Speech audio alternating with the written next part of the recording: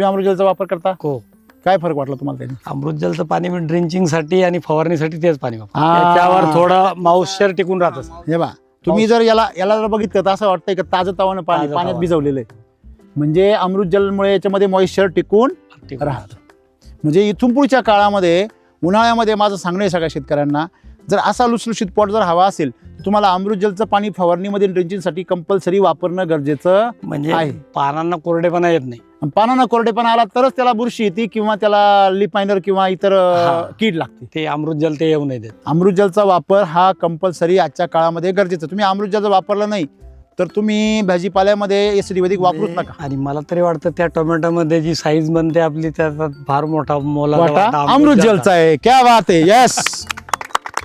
तेव्हा शेतकरी मित्रांनो, अमृतजलची जादू ओळखा, अमृतजल वापरा. ते नावाप्रमाणे अमृत येते. ते पाण्याला अमृत करतं, जलाला अमृत करणारं ते अमृतजल.